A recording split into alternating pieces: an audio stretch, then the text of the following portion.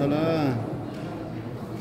Terima kasih, saya apresiasi kepada pemerintah Kabupaten Banyuasin yang telah memudahkan kami untuk menjalankan tugas kami sebagai pembina jasa konstruksi di Provinsi Sumatera Selatan, khususnya kepada semua kabupaten kota di Sumatera Selatan.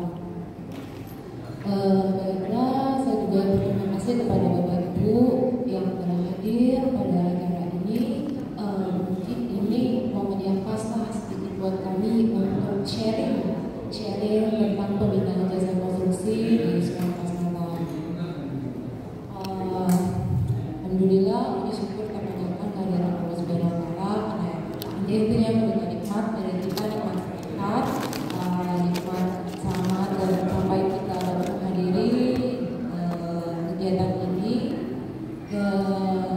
Baiklah, mungkin saya di sini mungkin akan memberikan materi yang sedikit berbeda dengan materi yang telah diberikan oleh Kementerian PUPR Bapak Joko Karsono, karena kami di sini sebagai provinsi kewenangan kami ini adalah untuk membina dari sisi provinsinya, itu kewenangan kami.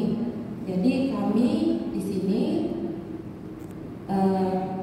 next saya jelaskan dulu ya struktur organisasi kami di Dinas Perumahan dan Kawasan Pemukiman itu terdiri dari 4 bidang sarana dan prasarana air minum dan kesehatan lingkungan, bidang pengembangan kawasan pemukiman, bidang penataan bangunan lingkungan, bidang perumahan, dan kami sendiri itu di unit pelaksana teknis dinas dan jasa konstruksi PIP 2B dan jasa konstruksi. Jadi kami di sini saya sendiri konstruksi di sini termasuk eselon 4, tapi kepala UPTD kami Ibu Mu'alimah Gustini kebetulan sekarang sedang mengikuti diklat PIM 3, jadi tidak bisa menghadiri acara ini. Next, berikut struktur organisasi kami. Next, baiklah, mungkin saya sedikit sharing ya terkait Perda Provinsi Sumatera Selatan tentang pembinaan dan pengawasan jasa konstruksi di Sumatera Selatan. Kebetulan saya sebagai salah satu tim penyusun perda ini. Sebenarnya perda ini itu sebagai salah satu upaya kita untuk menyelamatkan pelaku usaha konstruksi lokal. Kalau kita lihat dari Undang-Undang Nomor 2 tentang Jasa Konstruksi, berikut turunannya PP 22 tahun 2020 dan PP 14 2021 yang mungkin sudah dijelaskan di narasumber sebelumnya, di mana semua kewenangan itu ditarik dari pusat. Dan sekarang kita selaku pelaku usaha konstruksi lokal, terus di mana nih? Kita posisinya di mana gitu? Di latar belakangnya juga LPJK provinsi semuanya kan sudah di shutdown, tapi semua sekarang balik ke LPJK yang berada di bawah Kementerian PUPR. Jadi di mana posisi kita sebagai pembina jasa konstruksi provinsi ini, di mana gitu? Oh, berarti kita perlu perkuatan fondasi untuk pembina jasa konstruksi. Jangan sampai kita bingung nih mau kemana pedomannya. Hanya kita buat perda jasa konstruksi khususnya di pembinaan dan pengawasan nomor 2 tahun 2022. Jadi next, ruang lingkupnya ini kewenangan dari provinsi sendiri, struktur usaha dan segmen pasar jasa konstruksi, penyelenggaraan usaha jasa konstruksi, SMKK, sengketa, pembinaan, pemantauan evaluasi, pengawasan, forum jasa konstruksi daerah, pendanaan dan sanksi. Sebagian dari sini adalah poin-poin yang memang harus kita masukkan ke dalam perda untuk menyelamatkan, upaya kita menyelamatkan pelaku usaha tadi ya. Tapi ada juga sebagian besar poin-poin ini yang memang kita itu apa ya istilahnya itu benar-benar harus berpedoman pada Permen PUPR nomor 1 tahun 2023. Jadi pada waktu kami itu menyusun perda ini, kami diawali dengan rapat-rapat unsur asosiasi, ada 11 unsur masyarakat jasa konstruksi itu kami rapatkan. Jangan sampai ada yang miss pada waktu kita itu menyusun perda ini. Kemudian kami mengumpulkan notulen nih, contohnya si pelaku usaha konstruksi next. Nah, permasalahan yang paling sering itu curhatnya mereka lah, asosiasi profesi, asosiasi badan usaha, karena ini sedikit sekali nih tenaga kerja konstruksi yang memiliki sertifikat gitu. Nah, terus kurangnya data dan informasi terkait dengan SKK, terus sumber daya material, peralatan konstruksi. Terus terkait dengan SMKK yang belum diterapkannya. Dan yang paling parahnya lagi kecelakaan kerja konstruksi.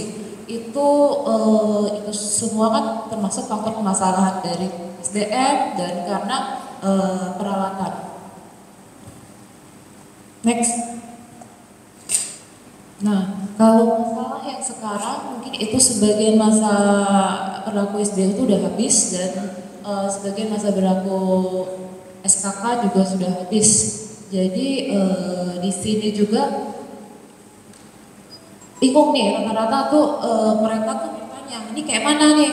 Kita harus perpanjang nih mana? Ternyata kan kita sudah ada aturan baru bahwa apabila habis masa berlaku yang memang pada tahun misal pada tahun berjalan berlaku pada tahun berjalan dan sedangkan SKK-nya udah habis masa, harus kemana nih? Nah itu berarti kan kita harus disertifikasi lagi dan dengan ketentuan yang berbeda dengan pada waktu LPJK masih berdiri di provinsi. Next. Ini SBU konstruksi itu berlaku jangka waktu 3 tahun dan dapat diperpanjang, mungkin bisa dibaca aja. SKK konstruksi yang dikeluarkan oleh BNSP ini berlaku 5 tahun dan ini pun kalau di LPJK pada waktu itu banyak sekali asosiasi profesi dan asosiasi badan usaha, tapi setelah LPJK itu ditarik di bawah Kementerian PUPR, jadi tidak semua asosiasi itu bisa menjadi bagian dari LPJK, tapi mereka itu harus terakreditasi dulu. Pada waktu mereka terakreditasi dan mereka harus memiliki LSP, contohnya saja asosiasi IAI, arsitek. Nah, mereka sudah punya asosiasi, mereka sudah terakreditasi, tapi dia tidak bisa mengeluarkan SKK. Karena apa? Karena belum punya LSP, lembaga sertifikasi profesi. Nah, setelah mereka memiliki LSP, baru mereka bisa untuk mengadakan asesmen, uji kompetensi dan akhirnya bisa mengeluarkan SKK konstruksi di bidang arsitek. Itu memang suatu alur yang berbeda dibandingkan dengan LPJK sebelumnya. Next. Nah, ini sudah pokok ini peraturan Perda Jakon ini.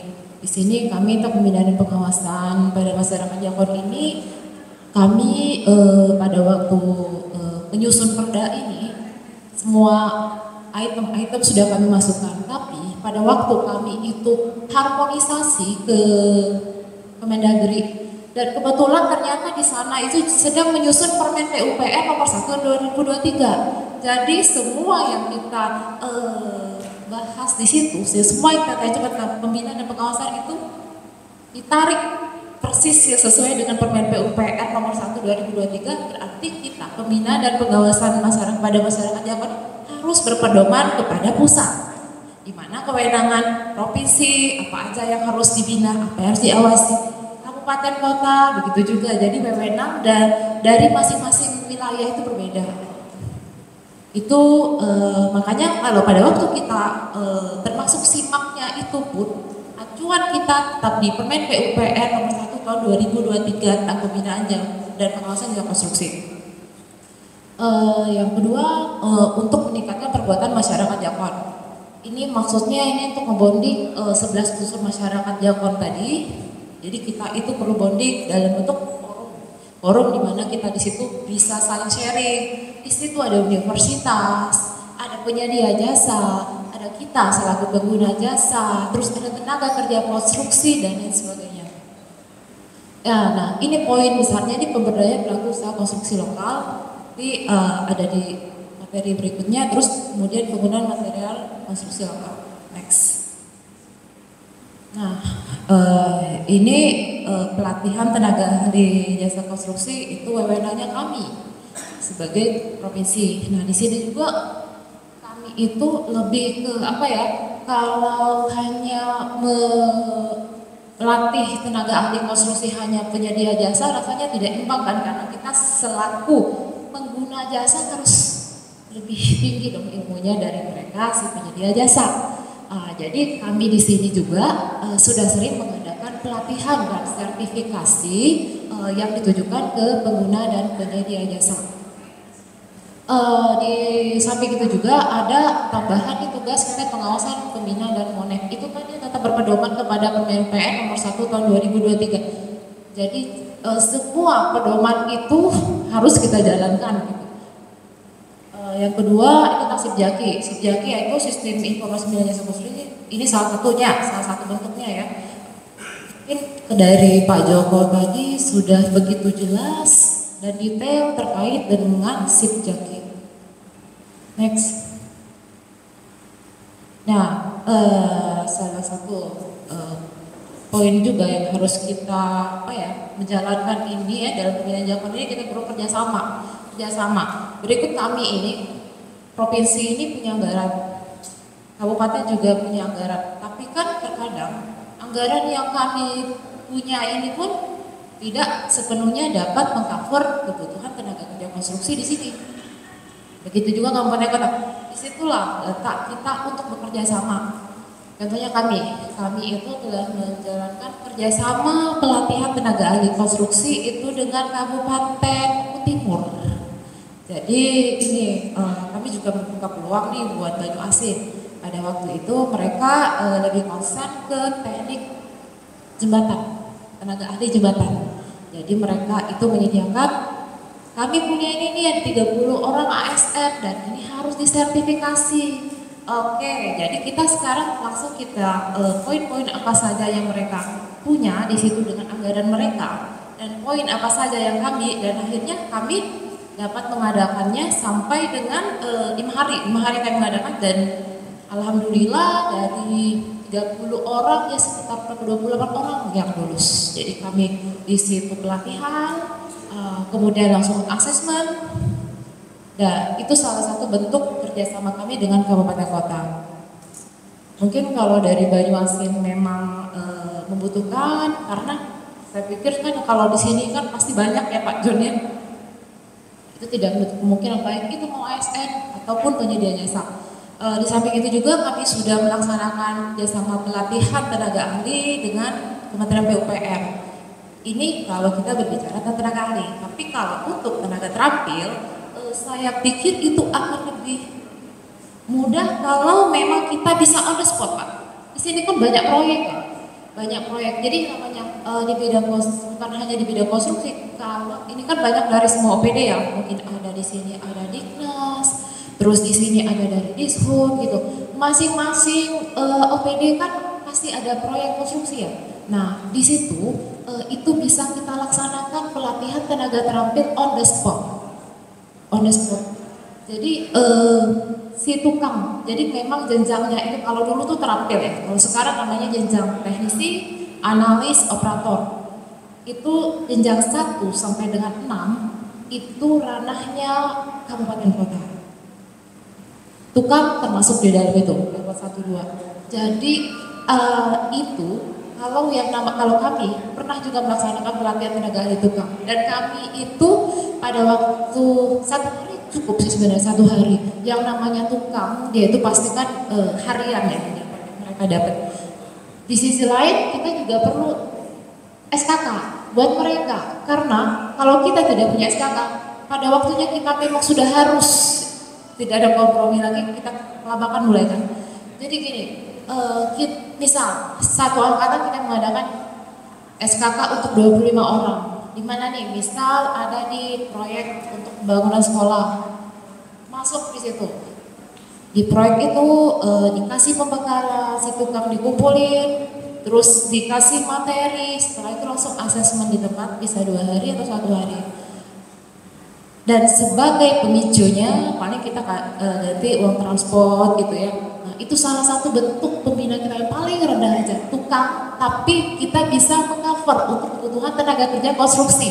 Paling tidak dalam 1 tahun itu kita sudah ada progres untuk meningkatkan tenaga terampil dengan SKK tadi, karena jika tidak kita nggak bakal dapat tenaga kerja konstruksi, itu nggak bakal dipakai kalau tidak punya SKK.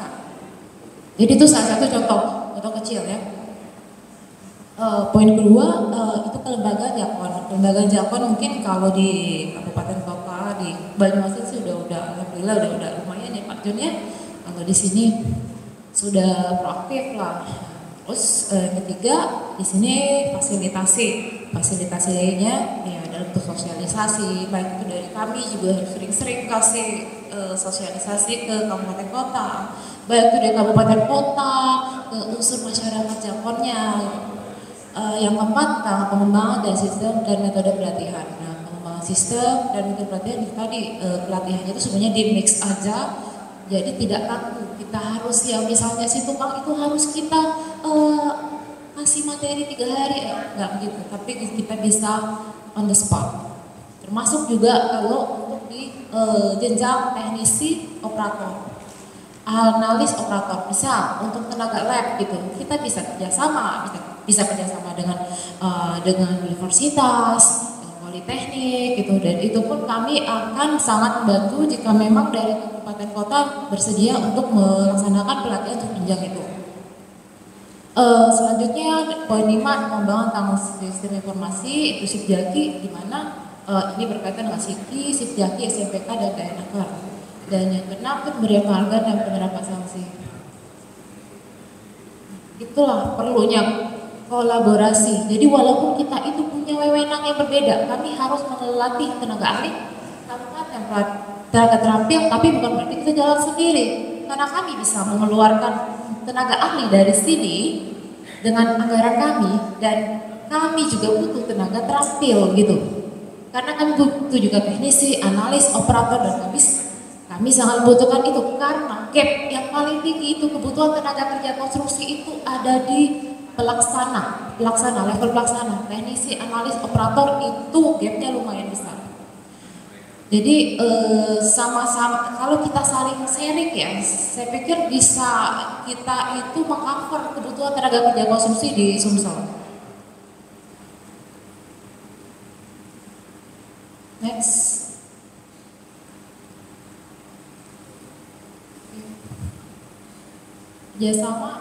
kerjasama dengan Kementerian PUPR,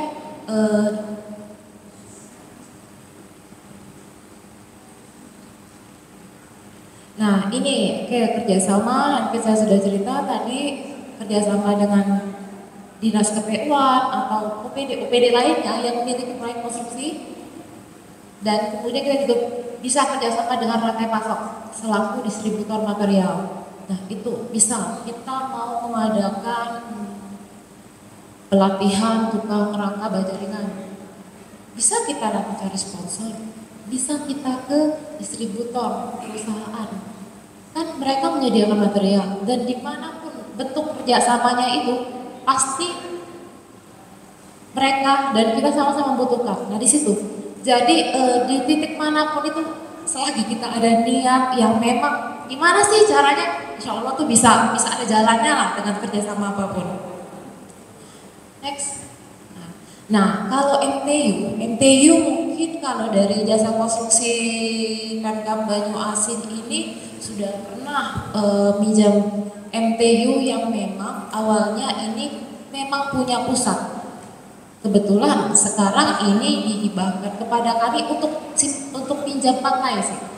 Jadi kami ini sangat membuka peluang juga bagi kabupaten untuk meminjam MTU ini. Nah ini MTU ini jadi modal juga nih buat kita untuk pelatihan tenaga terampil. Pada waktu pelatihan tenaga terampil nanti kita on the spot masuk ke proyek itu sambil, jadi dalam mobil MTU ini ada banyak peralatan material yang dipakai untuk uji kompetensi. Disinilah jadi ikon kita untuk melaksanakan pelatihan tenaga terampil. Walaupun mungkin masih banyak lagi yang harus dilengkapi peralatan-peralatan konstruksi lainnya. Tapi ini sangat membantu. Gitu. Kalau kami sekarang sedang dalam proses hibah pinjam pakai dari Kementerian PUPR ke kami, dan kami juga beri kesempatan ke kabupaten kota yang mau minjam silakan bersurat saja kepada kami. Next. Berikut ini pelatihan yang telah kami laksanakan, khususnya pelatihan tenaga ahli. Jadi kami itu ada beberapa jabatan kerja, tidak semua pelatihan dan sertifikasi, pelatihan itu kami sertifikasi, tidak semua. Karena pelatihan itu juga memang sesuai dengan SKKNI, oke. Terus ada Kepmen yang mengatur bahwa jabatan kerja ini terus sertifikasinya ini, tapi kenyataannya kita sebagai pengguna jasa juga kita butuh ilmu terkait dengan contohnya ilmu tentang persampahan, misal persampahan. Apakah persampahan itu memang penting?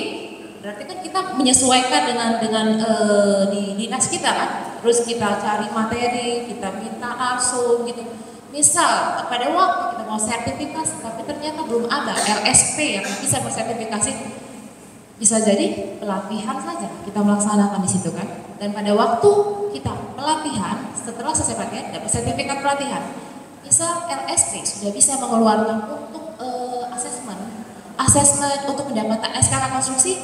Nah, hasil dari sertifikat pelatihan itu bisa kita pakai untuk uji kompetensi untuk dilanjutkan ke asesmen di teknik persampahan jika memang LSP-nya sudah ada dan sampai dengan outputnya SKK konstruksi. Jadi dapat 2 kalau memang si jabatan kerja itu punya LSP yang bisa mengeluarkan SKK. Jadi kita bisa dapat sertifikat pelatihan dan dapat SKK konstruksi. Mungkin kalau kita sebagai ASN di sini memang betul-betul sudah diminta ya, setiap tahun harus belajar paling tidak 20 JPL dalam 1 tahun. Jadi dari BKD ya, dan BKD juga sudah minta kita untuk mengupdate ilmu terus.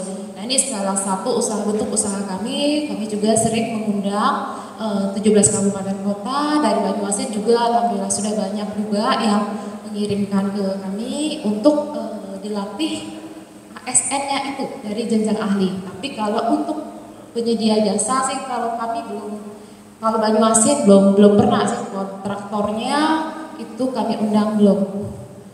Next aja, mungkin kalau ada kelas kerjasama bisa kita bicarakan lagi lebih lanjut, di mana kita itu juga meng-cover untuk tenaga ahli konstruksi bagi penyedia jasa, pemborongnya yang memang bisa mengikuti pelatihan dan sertifikasi di kami.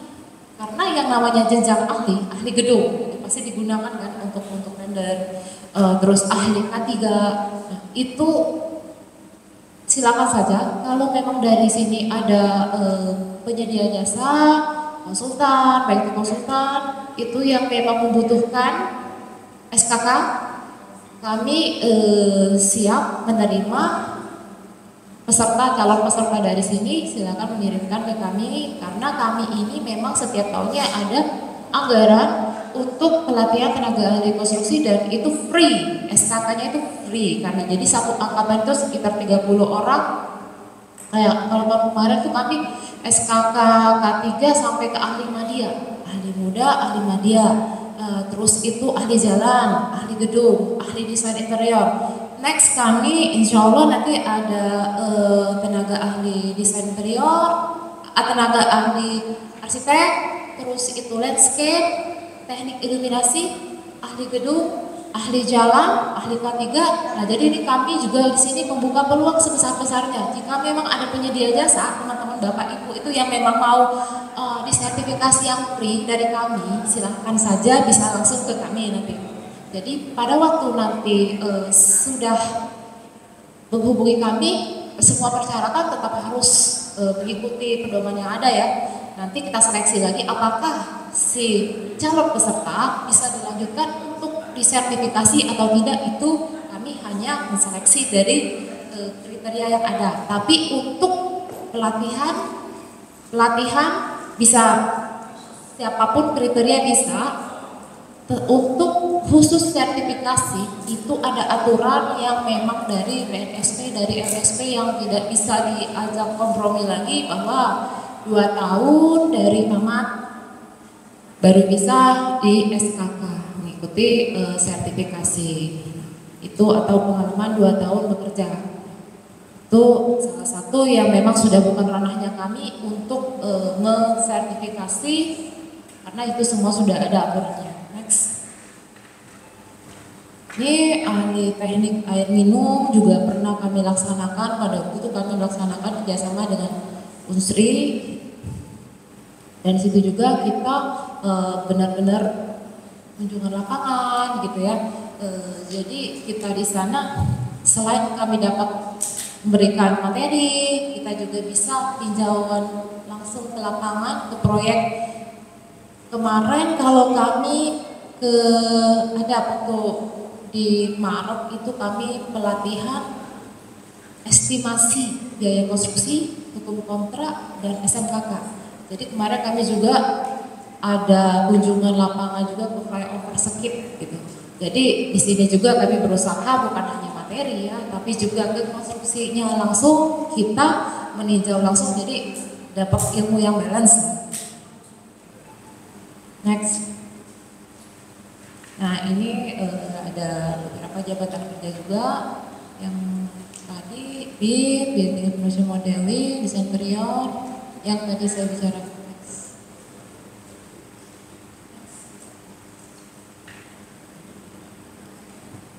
Nah ini yang telah kami laksanakan, ini untuk K3 desain interior, saya kira sama dengan yang tadi ya. Next, nah ini contoh untuk SKK yang baru, format baru yang BNSP. Jadi bukan LPJK lagi, pasti nama LPJK bagi asosiasi yang belum memiliki LSP. Jadi contohnya ada desain interior, iluminasi, landscape, mereka itu belum punya LSP, tapi mereka sudah punya asosiasi terakreditasi punya.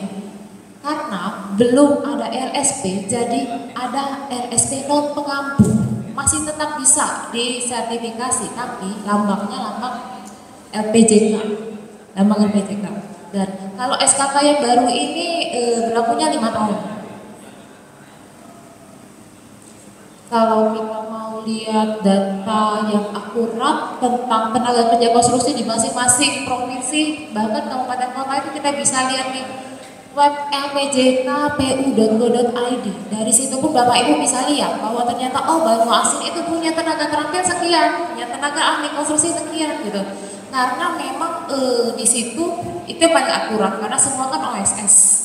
Itu jadi disitulah kita juga bisa lihat, wah ini tenaga kerja konstruksi yang dibutuhkan di sini ada berapa nih, sedangkan proyek di sini ada berapa banyak, proyeknya banyak, anggarannya besar gitu. Tapi tenaga kerja konstruksinya kok sedikit, cuma itu aja. Itulah yang tugasnya urusan jasa konstruksi di kabupaten kota untuk mengcover sertifikasi dari yang 1 sampai jenjang 6. Jadi kita bareng-bareng nih, gotong royong antara provinsi dan kabupaten kota. Kami dari jenjang ahlinya 7 dan 8, 1 sampai 6 itulah tanggung jawab kabupaten kota. Dan itu pun kita tidak menutup kemungkinan untuk kerjasama. Jadi jangan berpikir, wah ini provinsi dananya lebih besar, terus kami kecil, kami tidak bisa mengcover. Kami membuka peluang kerjasama. Kami sangat-sangat antusias untuk membantu kabupaten kota biar bisa mengcover tenaga kerja konstruksinya, biar bisa mendapatkan progres yang lebih tinggi dari tahun-tahun sebelumnya. Nah, ini untuk kami, wewenang kami itu pelatihan tenaga kerja konstruksi, ini persyaratan. Dan ini juga berlaku juga untuk Bapak Ibu yang mau mengikuti pelatihan dan sertifikasi di kami gitu untuk jenjang ahli. Ini persyaratannya tenaga teknik sipil, arsitek, mungkin ada persyaratan yang lebih detail lagi. Ini untuk jenjang 7 dan 8. Kalau untuk 9 itu ranahnya pusat untuk ahli utama. Next. Nah, ini untuk teknisi analis. Teknisi analis itu jenjang 4, 5, 6 dan ini persyaratan pengalamannya D1 sampai D3 bisa dilihat aja. Next. Nah, ini tadi yang teknisi analis operator ini memang ranahnya kabupaten kota.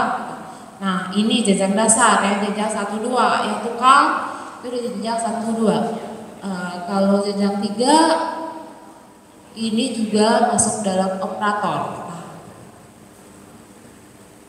Inilah teknisi analis operator. Next. Nah, ini untuk klasifikasi bidang keilmuan yang tadi saya bicarakan untuk tenaga teknisi analis operator. Di sinilah klasifikasinya: arsitek, sipil, mekanikal, tata lingkungan, manajemen pelaksanaan, arsitektur, perencanaan dari kota, sains dan rekayasa teknik. Tapi memang tidak semua ini bisa disertifikasi karena on proses. Tapi kalau kita memang butuh, contohnya teknik air minum, oke, kami sangat butuh nih, bisa menghubungi kami. Kita mengadakan pelatihan di mana? Mungkin di sini di Banyuasin bisa. Walaupun kita tidak mendapatkan sertifikasi SKK konstruksi, tapi kita dapat ilmu kan? Itu yang kita perlu sebenarnya kan? Nah, itu kami siap membantu juga. Oke, next, ini di dalam Perda juga kami ini menekankan juga terkait penyelenggaraan Sipjaki. Sipjaki cakupan provinsi itu sudah ada dan cakupan kabupaten kota juga sudah ada, sudah dijelaskan lebih detail ya oleh Pak Joko. Nah, berikut Sipjaki itu memang merupakan sistem informasi yang terintegrasi di mana kami pun harus belajar di sini. Ya, di sini bahwa ternyata ada simpan yang harus pengalaman si tenaga kerja itu semua terrecord di sini. Jadi kita pun bisa lihat di web bahwa oh ini atas nama ini ternyata pengalamannya ini dan dia sudah terdaftar di perusahaan ini. Jadi lebih terkontrol. Yang selama ini kita satu orang itu bisa dia itu berada di berapa perusahaan selama ini. Nah, sekarang semenjak ada Sipjaki ini yang terintegrasi dengan sistem informasi lainnya, itu akan lebih mengontrol dan lebih kita berharap ini bisa meningkatkan mutu infrastruktur kita untuk kedepannya. Next, berikut salah satu pembinaan Jakon kami di mana saya bilang tadi harus ada bonding nih antara masyarakat Jakon 11 unsur itu. Di sini kami selaku provinsi itu membuat forum jasa konstruksi di mana di dalamnya ada masyarakat jasa konstruksi. Nah, forum jasa konstruksi kami menampung dan menyalurkan bisa inspirasi dari kabupaten kota. Oh, kami ini nih, kami butuhnya tenaga kerja konstruksi ini. Kami ada masalah konstruksi ini. Oke, kami terima masukan dari jasa konstruksi karena kami di sini ada pemerhati konstruksi, ada universitas, lembaga pendidikan dan pelatihan. Terus di sini ada LSP profesi, LSP badan usaha, pengguna jasa, penyedia jasa, tenaga kerja konstruksi dan semua unsur masyarakat konstruksi. Kita di sini berusaha untuk perkuatan fondasinya jasa konstruksi di Sumsel gitu loh. Jadi itu apapun masalahnya coba kita pecahkan di sini. Nah, rencananya tahun ini kita forum jasa konstruksi ini akan diresmikan di tahun ini rencananya. Tapi memang orang-orangnya itu dari 11 unsur tadi yang telah kami bentuk di sekitar 1 tahun yang lalu. Nah, terkait dengan penerapan SMKK ini tadi juga sudah masuk di dalam Permen PUPR nomor 1 tahun 2003. Ini betul-betul concern nih di dalam perda kami bahwa provinsi itu harus mengawasi dalam penerapan SMKK dalam semua pekerjaan konstruksi dan konstruksi, termasuk juga kabupaten kota. Masing-masing kita punya wewenang Dan simak yang sudah diatur sama mereka itu memang harus dijalankan. Tapi tetap saja kan kita di daerah kan berbeda-beda situasional ya. Jadi kita juga harus punya SDM yang unggul. Bagaimana kita mau mengawasi kalau kita pun tidak dibekali dengan SDM yang kompeten. Nah disinilah kami hadir juga. Pada waktu untuk SMK kedua berarti kami butuh nih tenaga ahli yang memang sudah dilatih, punya ahli K3-nya. Apakah kita bakal diawasi sama tenaga kerja konstruksi yang tidak punya SKK? Bisa kita mengawasi. Loh, Bapak mengawasi kami di sini, tapi kok Bapak sendiri tidak punya ini ya, apa SKK ahli K3?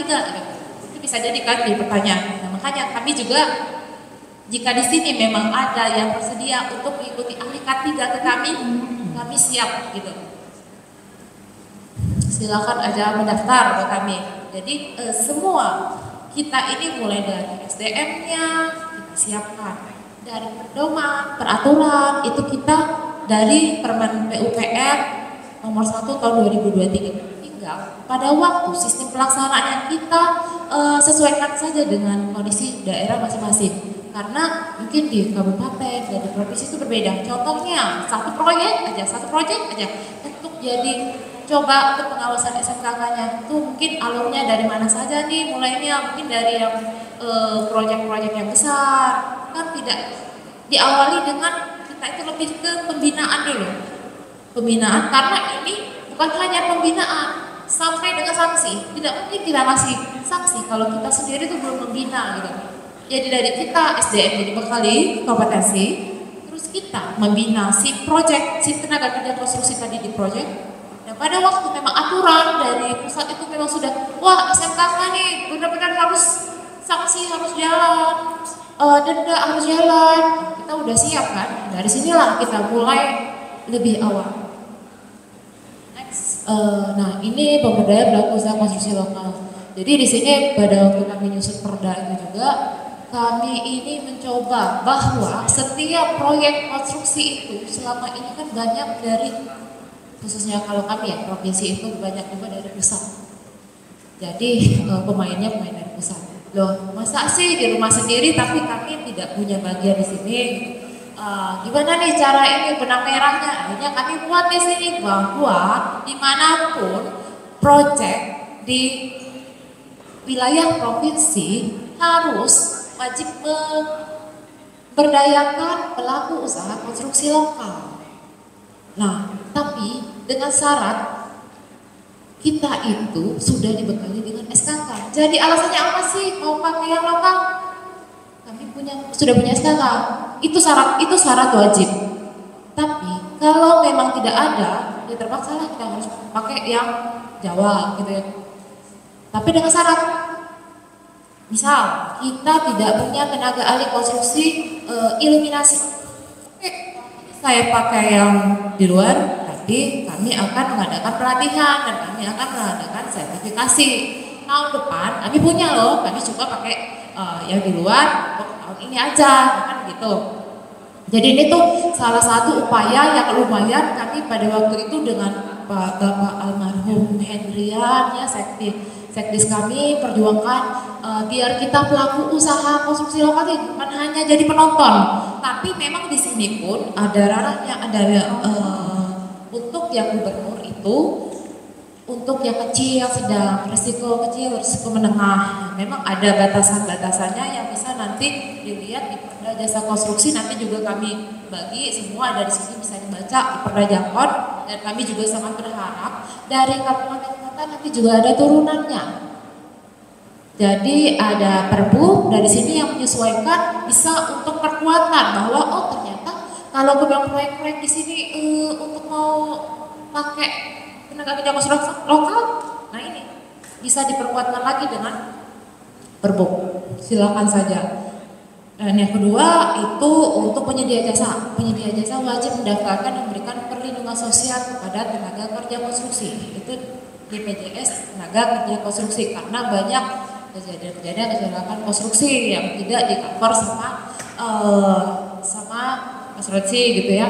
Jadi memang untuk tahap ini kita selaku pengguna jasa ini selama ini kan si jam sostek atau BPJS Ketenagakerjaan selama ini kan cuma masuknya pada waktu penagihan kali ya, pada waktu penagihan.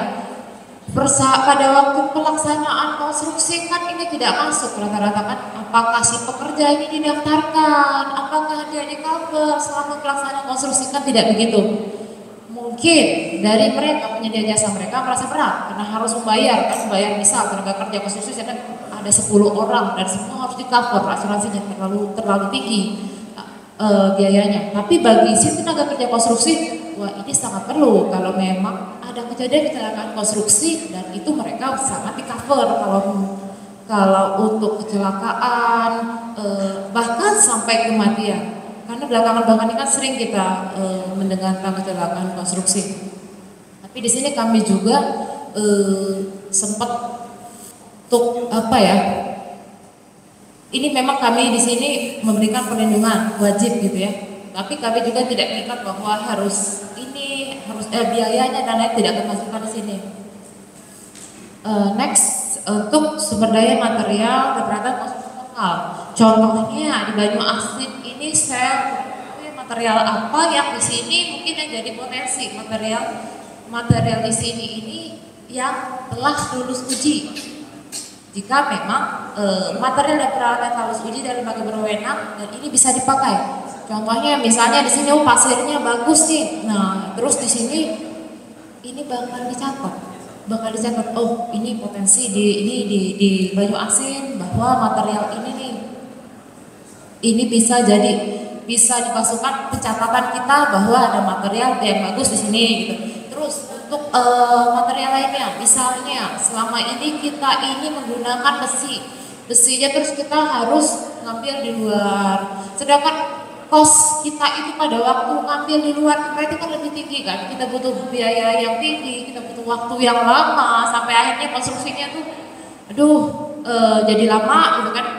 Jadi salah satunya itu kita biar bisa jadi dari hulu ke hilir rantai pasoknya itu, jadi memang kita di sini butuhnya pencatatan material dan peralatan konstruksi di sini biar rantai pasoknya bahwa kebutuhan akan material itu di sini juga banyak dan bahkan bisa jadi sumber jadi peluang untuk tenaga kerja, peluang industri bahwa kita mungkin bisa di sini bangun pabrik nih, di sini bangun pabrik keramik, pabrik cat dan akhirnya kan ke industri, budget industri dan ke peluang kerja untuk Banyu Asin sendiri. Dan itu base-nya adalah data tadi yang disijaki. Maka saya pikir sih kalau kami ini minta tolong mungkin ke OPD terkait tentang IKK yang telah dijelaskan di pagi tadi oleh Pak Joko itu mohon dibantu agar pada waktu Dinas PU urus subjakonnya ini minta data, mohon diperkenan untuk diberikan data-datanya karena kami ini butuh data untuk sebagai database kita untuk menentukan kebijakan selanjutnya. Contohnya aja, dengan proyek sekian, berarti kita butuh tenaga kerja konstruksi terampil berapa? Tenaga ahli berapa? Apakah sudah memenuhi atau tidak? Nah, sebenarnya cuma itu, dan di data-data itu nggak bakal keluar. Karena itu data-datanya kami hanya butuh, jujur saja ya, kami pun Sipjaki Provinsi ini, pada waktu kami minta data ke sesama provinsi, itu agak sulit karena mereka berpikir bahwa data-data ini bakal keluar ya. Padahal kami cuma minta data kegiatan, terus data anggaran dan dari sirup pun sebenarnya kita juga bisa narik ya. Siapapun bisa mengakses itu. Tapi sekarang yang kita pengen tahu itu karena penekanan kita itu di mana? Ya itu tadi, kebutuhan tenaga kerja konstruksi kita di mana?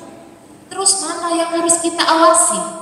Pembinaan dan pengawasan itulah wewenang kita, itulah kewajiban kita di provinsi maupun kabupaten. Kita harus rajin-rajin membina gitu.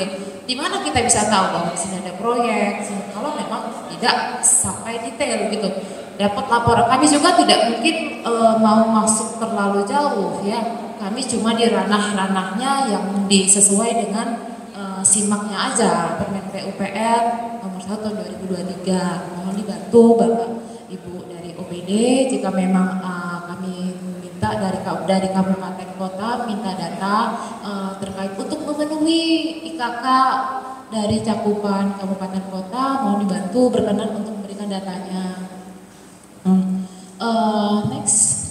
Nah, ini sekalian ya, kami ini setiap tahunnya itu sejak habis COVID itu baru tahun kemarin mulai lagi ada kita kompetisi tenaga kerja konstruksi dari pusat. Jadi tahun kemarin itu ada namanya Konstruksi Indonesia. Jadi kita itu melalui BJKW Balai Jasa Konstruksi Wilayah 2 itu tahun lalu mengikuti kompetisi tenaga kerja konstruksi, di mana kita berjenjang ya. Jadi kita di sana membawa nama BJKW 2 yang membawahi 5 provinsi Sumatera Selatan, Lampung, Jambi, Babel, dan Lampung. Nah, jadi kita di situ mengikuti kompetisi TKK ini mengikuti 4 kategori lomba. Nah, untuk tahun kemarin kebetulan Sumsel itu mewakili lomba BIM, Building Information Modeling, dan operator eskavator. Kalau operator eskavator itu jenjang terampil ya, yang terampil. Kami pikir kalau di Banyuasin memang ada dari sini, mungkin bisa jadi calon peserta untuk di tahun ini. Kemudian kalau dari Jambi kemarin itu rumah mini. Jadi dia itu ada tim tukang untuk membangun rumah mini yang sudah diseleksi sebelumnya oleh Jambi, oleh Provinsi Jambi. Jadi begitu juga yang akan kita laksanakan di tahun ini. Jadi kami kemarin itu baru kedatangan dari BJKW bahwa mereka berharap kita itu ada seleksi tenaga kerja konstruksi yang dapat menjadi peserta untuk kita kirimkan di Konstruksi Indonesia di bulan Agustus. Jadi gini, berjenjang dari kami provinsi nanti akan mengundang ke semua kabupaten kota untuk mengirimkan calon-calon untuk kategori operator eskavator, terus tukang kira-kira tukang terbaik lah yang dari sini yang bisa dikirimkan. Nanti kita mengadakan seleksi di provinsi. Jadi semua kabupaten kota hadir. Syukur-syukur kalau memang ada dari Kabupaten Banyuasin itu kami berharap bisa juga ikut berpartisipasi menjadi calon peserta. Kemarin alhamdulillah ya dari Sumatera Selatan khususnya BJKW 2 yang membawahi 5 provinsi tadi mendapat juara umum 2 nasional. Jadi kita berharap di tahun ini kita bisa mendapatkan juga penghargaan yang sama. Itu salah satu penghargaan terhadap insan jasa konstruksi ya. Kami sangat berharap lah kalau memang dari sini bisa mengirimkan calon-calon tenaga kerja konstruksi terbaiknya ke seleksi yang tingkat provinsi. Nanti dari tingkat provinsi misalnya kita sudah dapat dari provinsi, nah baru nanti dari balai kita ikut lagi dari 5 provinsi itu akan bersaing lagi mana yang akan ditentukan oleh balai, mana yang akan dikirimkan ke pusat untuk di bulan Agustus. Nah, next. Nah, ini kategori lombanya rumah mini, juru ukur, teknologi alat berat. Mungkin kalau untuk juru ukur di sini ada tenaga kerja konstruksi yang bisa menjadi calon peserta yang bisa dikirimkan ke kami. Operator eskavator bisa juga. Rumah mini untuk tenaga kerja konstruksinya. Nah, untuk persyaratan dan kriteria lebih lanjut akan kami kirimkan surat resmi ke Pemkab Banyuasin. Mudah-mudahan di sini sangat proaktif karena kalau di Jambi itu ya mereka sangat proaktif dengan kemenangan mereka yang waktu di rumah mini itu juara 1, juara 2 gitu ya. Jadi mereka langsung sounding ke semua OPD. Ini kita bakal ada lagi nih lomba, ayo siapa yang mau ikut. Jadi mereka sangat antusias di tahun ini bakal ngadain lagi seleksi di tingkat provinsi. Siapa yang bakal jadi calon peserta untuk ikut di tahun ini di pusat. Oke, ini pelatihan tenaga ahli kami yang telah kami laksanakan itu kerjasama dengan perguruan tinggi, OPD, dengan lembaga pendidikan pelatihan dan asosiasi. Next.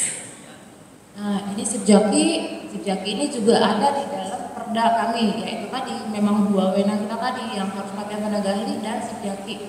Dan ini salah satu bentuk pembinaan kami di dalam Sipjaki.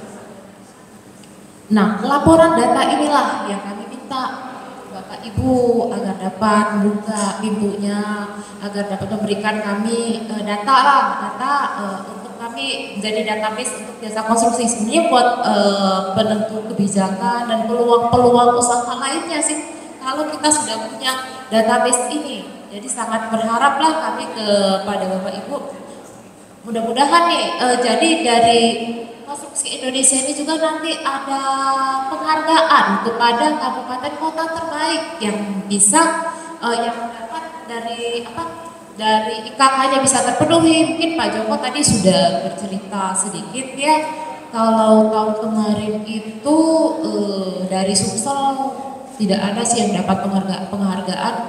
Nah, mungkin dengan adanya proaktif dari IKK-nya, pengisian IKK-nya, terus itu dari melaksanakan penerapan SKK, terus pelatihan dan lain-lain, itu bisa menjadi modal kita untuk mendapatkan penghargaan di tingkat nasional.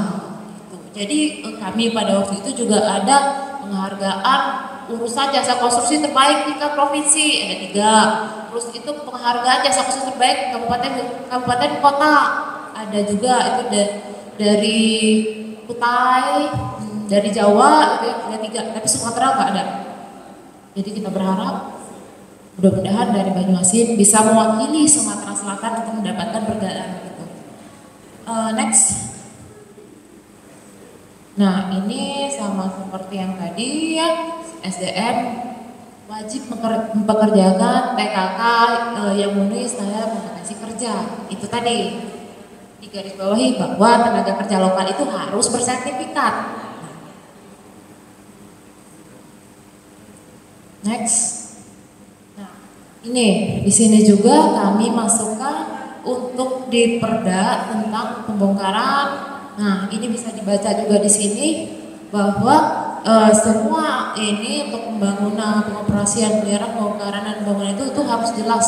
Semua ada aturan yang bahwa tidak bisa seenaknya saja harus dibongkar. Oh, ternyata kan memang ada tahapan-tahapan yang harus dilewati ya, semua kami atur juga di dalam perda. Tuh. Next, ini juga di sini kami poinnya lebih ke tentang mengatur tentang cagar budaya apabila pembongkaran pada kawasan yang punya syarat dengan bangunan cagar budaya, di mana sekarang juga ada peraturan tentang cagar budaya ya. Jadi semua itu sudah kita atur, walaupun nanti pada waktu pelaksanaan nanti akan kami tindak lanjuti lewat peraturan pelaksana sebagai turunan dari perda. Turun dari perda ini. Di sini kami mengaturnya secara umum. Tapi poin-poin ini akan kami lebih detailkan lagi di peraturan pelaksana di pergub kami. Next. Nah, ini kewajiban tadi perlindungan sosial. Si penyedia jasa wajib memberikan perlindungan sosial pada tenaga kerja konstruksi, BPJS tenaga kerja. Terus kita upaya Pemda Sumsel untuk menerapkan SMKK itu tadi, kami harus rajin-rajin membina, menjelaskan, menginformasikan terkait SMKK ke kabupaten kota. Dibidak dulu, dilatih dulu, biar apa? Biar makin pinter, biar bisa pada waktu proyeknya itu, oh ternyata ini yang harus kita awasi dan pedomannya sudah ada semua di Permen PUPR. Jadi kita ngomong itu dengan kita sebagai SDM-nya, pedomannya sudah ada, jadi kita kuat gitu. Bahkan bisa diperkuat dengan pergub bahwa memang SMKK itu menjadi kewajiban provinsi dan kabupaten kota. Kita sebagai kabupaten kota dan provinsi itu punya kewajiban yang sama di ranahnya masing-masing gitu. Next. Nah, ini salah satu tahapan-tahapan SMKK mulai dari pemilihan, pelaksanaan, dasar terima, semua harus sesuai dengan tahapannya. Standar K4, nah ini memang yang harus kita capai ya dalam infrastruktur kita dan dalam infrastrukturnya dari pemilihan sampai dan serah terima pekerjaan. dari tertib usaha, penyelenggaraan dan pemanfaatan konstruksi itu memang sudah masuk SMKK di situ. Dan tidak semua dari kita itu mengalami SMKK. Karena ya kita tahu cuma K3, padahal di dalam situ semua harus dengan standar K4, keamanan, keselamatan, kesehatan, dan keberlanjutan. Dan itu sangat-sangat detail sekali. Mudah-mudahan nanti dari sini itu punya kesempatan Pak untuk mengikuti tenaga ahli K3 di kami di jenjang ahli di provinsi ya Bapak Ibu. Nah berikut juga untuk monet dari gubernur. Ini kalau kami ya, kalau ranahnya kami gubernur itu pembinaannya Sipjaki, pemantauan dan evaluasi pada setiap tahapan itu gubernur. Kalau di sini bupatinya juga punya kewajiban untuk melakukan monet. Nah itu tadi monet memang ini tidak bisa kita jalankan dalam waktu singkat. Semua ini butuh proses. Tapi inilah kekuatan kita di dalam peraturan. Itulah sebabnya Perbuk itu tentang jasa konstruksi, khususnya pembinaan dan pengawasan jasa konstruksi harus segera diturunkan di Banyu Asin. Next. Nah, di sini juga gubernur mengatur tentang memantau tentang tertib usaha jasa konstruksi, tentang penyelenggaraan jasa konstruksi bisa dibaca ini Pak ya. Terus tentang ini pengawasan tertib pemanfaatan produk jasa konstruksi, tentang fungsi peruntukannya, rencana umum konstruksi, kapasitas dan beban pemeliharaan produk jasa konstruksi.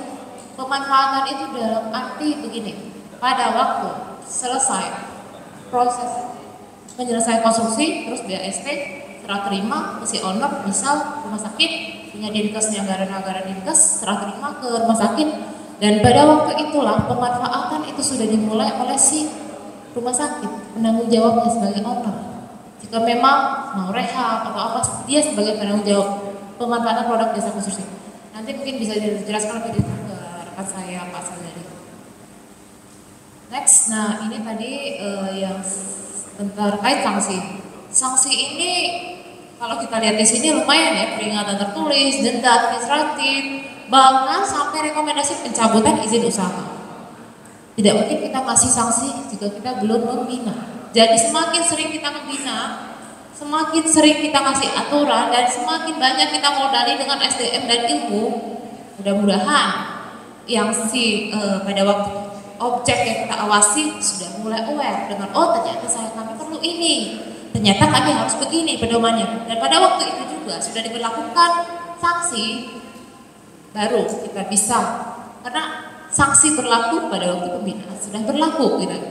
Nah inilah yang kita perlu gotong royong ya, sama-sama dari kami ke kabupaten, dari kabupaten ke unsur masyarakat Jakon, bareng-bareng lah kita saling mengisi, di mana kekurangannya kami dan kekurangannya dari kabupaten kota saling mengisi, biar kita sama-sama ada bonding yang kuat untuk masyarakat jasa konstruksi di Sumatera Selatan.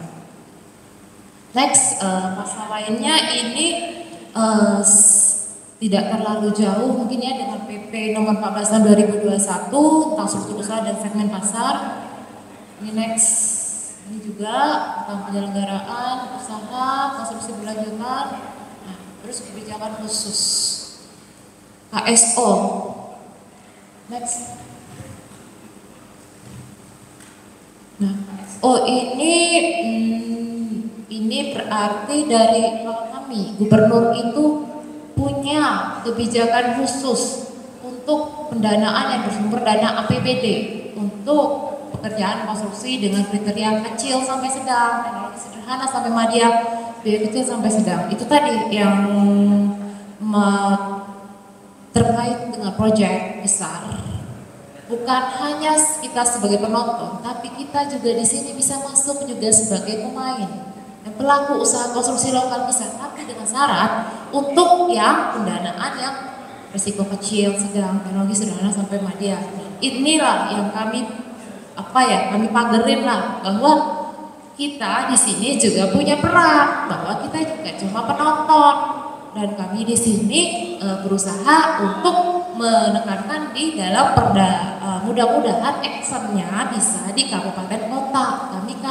Kami di sini provinsi cuma sebagai koordinator, kami tidak punya wilayah langsung karena kabupaten kota sebagai pelaksananya. Kami berharap di sini nanti juga udah ada turunan dari Perda Jakon, Perbup, benang merahnya aja, poin-poinnya saja mungkin bisa menjadi perkuatan untuk tenaga kerja konstruksi lokal kita di Sumatera Selatan. Next. Nah, ini kami sekarang sedang menyusun juga turunan dari Perda, yaitu tentang peraturan pelaksana Perda nomor 2 tahun 2002 tentang pengadaan pengawasan konstruksi. Nanti kalau memang sudah ditetapkan, kami juga akan membantu Bapak Ibu kalau memang mau menyusun perpu beserta turunannya, kami juga siap untuk membantu walaupun kita dengan wewenang yang berbeda-beda. Baiklah, berikut sharing dari saya. Mungkin terima kasih Bapak Ibu. Materi selanjutnya akan diisi oleh rekan saya Bapak Sazarius.